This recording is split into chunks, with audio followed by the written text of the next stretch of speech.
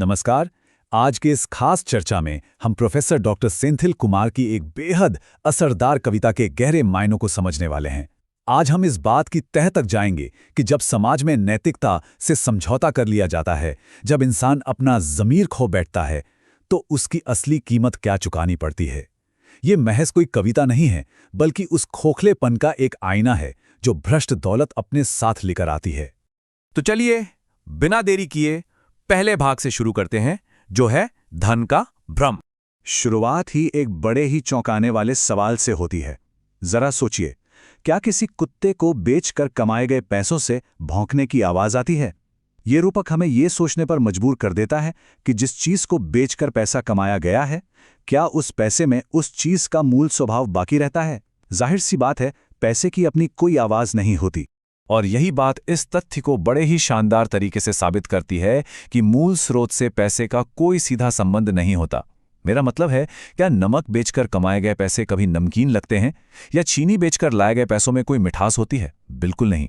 पैसा अपने मूल स्रोत की अच्छाई या बुराई से पूरी तरह कटा हुआ एकदम खोखला होता है। अब यहां बात थोड़ी और गहरी हो जाती है।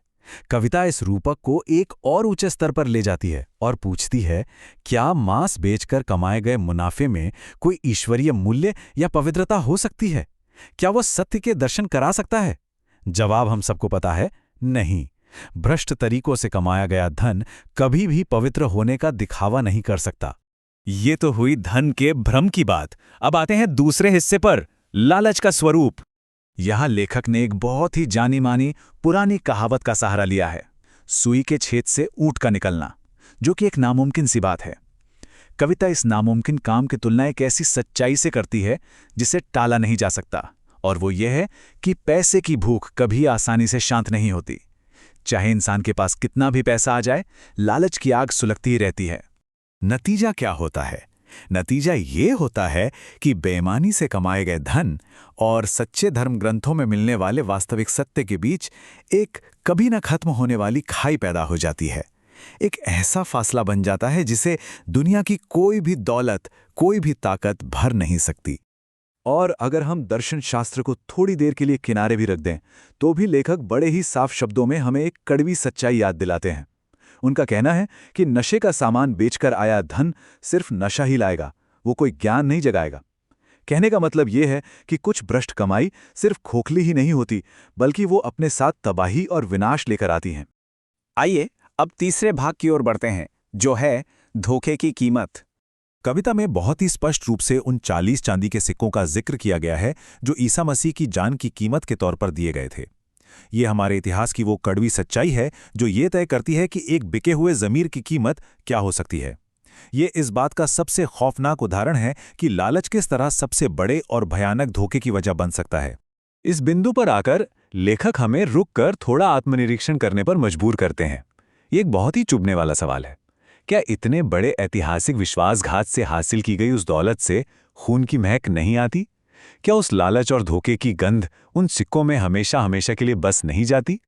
और फिर ये गहरा सवाल उठता है कि क्या खून से सने ये सिक्के कभी पवित्र होकर वेदों का ज्ञान बांट सकते हैं, या फिर वेदांत जैसे सर्वोच्च दार्शनिक सत्य उन्हें सिरे से नकार देंगे? ये साफ तौर पर दिखाता है कि बेईमानी और धोखे का पैसा कभी भी सत्य और पवित्रता का चोला नहीं ओढ़ सकता। यहीं से हम अपने चौथे भाग की तरफ बढ़ते हैं, अपना ज़मीर बेचना। यहाँ लेखक ने कुत्तों और लोमड़ियों के झुंड का एक बहुत ही तीखा और कठोर रूपक इस्तेमाल किया है। वो चेतावनी देते हैं कि चंद पैसों के लिए वोटों की खरीद फरोख्त करना महज कोई राजनीतिक बुराई नहीं है।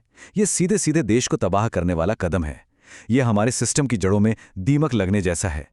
देखिए, कविता जमीन के व्यापार और ज़मीर बेचने के बीच एक बहुत ही स्पष्ट लकीर खींचती है। जमीन बेचना एक आम और स्वीकार्य लेन देन है, लेकिन राजनीतिक वोट बैंक बनाने के लिए अपना ज़मीर ही बेच देना, ये तो पूरी तरह से एक नैतिक पतन है। इन दोनों बातों को हम किसी भी कीमत पर एक तराजू में नहीं तौल सकते। तो सवाल यह है कि जब खरीदे गए वोट बैंक के सहारे कोई सत्ता खड़ी होती है, तो उसका अंजाम क्या होता है? कविता बहुत ही जोर देकर कहती है कि ऐसी स्थिति में देश का सम्मान, उसकी गरिमा और उसकी महिमा सबका पतन होना निश्चित है। भ्रष्ट नींव पर खड़ी कोई भी इमारत कभी गौरवशाली नहीं हो सकती। और इसका अंतिम परिणाम क्या होता है?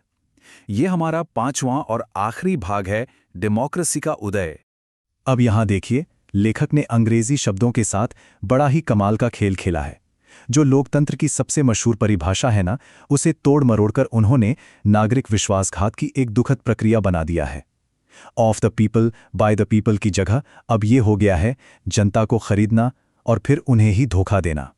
और इसी पूरी त्रासदी से जन्म होता है इस शब्द का, डेमोक्रेसी। ये इस भ्रष्ट व्यवस्था को एक सही मायनों में चलने वाले गणराज्य के रूप में नहीं, बल्कि एक मूर्खतापूर्ण और खोखली व्यवस्था के रूप में दिखाता है। एक ऐसी जगह जहां नागरिकों ने कुछ भ्रष्ट सिक्कों के लिए अपना ज़मीर और अपना वोट दोनों बेच दिए हैं। तो इस पूरी चर्चा के अंत में हमारे सामने एक बहुत बड़ा सवाल खड़ा होता है। जब किसी देश में लोगों का ज़मीर महज एक और करेंसी या मुद्रा बनकर रह जाए, तो उस देश के भविष्य की स्थिरता क्या होगी? क्या कोई भी समाज भ्रष्टाचार की इतनी बड़ी कीमत चुकाकर जिंदा रह सकता है? ये एक ऐसा सवाल है जो हमें बहुत गहरे विचार में छोड़ जाता है।